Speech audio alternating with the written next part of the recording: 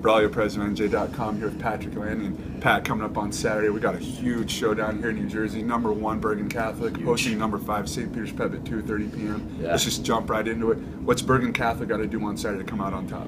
I just think they just got to stick to their game, Braulio. You saw them on Saturday. They've got an explosive offense, a real stout defense, underrated defense in my opinion. They just got to play their game, and I think they're going to be the favorite here for a number of reasons. But it starts with quarterback Jarek Garantano. Of course. You know, someone was telling me the other day, the way that your guy, Brandon Wimbush, ran through the state last year, we could see the same thing with Jarek Garantano this year. He's that kind of player, and that's what makes Bergen Catholic so dangerous. And honestly, they're the outlier, in my opinion, of the teams from the Big North United because of that offensive explosibility.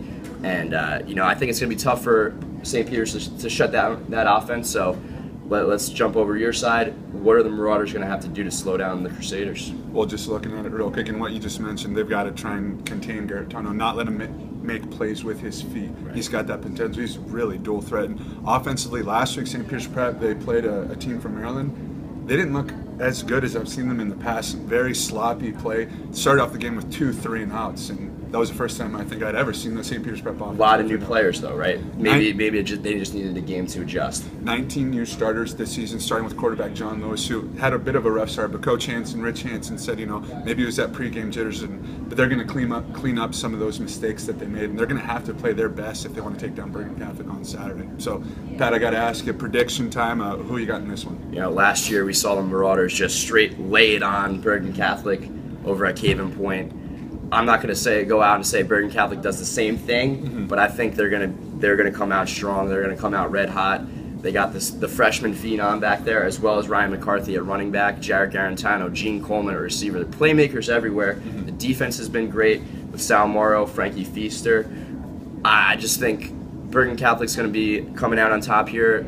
Let's say 28-17.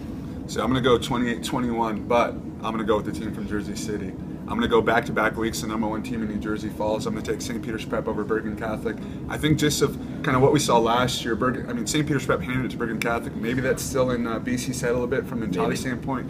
And let's not forget, St. Peter's Prep, although they lost so many players, they still got a ton of playmakers. Colton Huber, KJ Gray, both star on offense and defense. And John Lewis, sure, he had a rough start last week, but he can really make plays with his arm and his feet, and I think he'll be able to get this offense rolling, and I'm predicting an upset this Saturday. All right, we'll see if it happens. We'll be at Crusader Stadium in Oradell on Saturday. The crazies will be going nuts, I'm sure, so we're looking forward to it, and we'll see you there.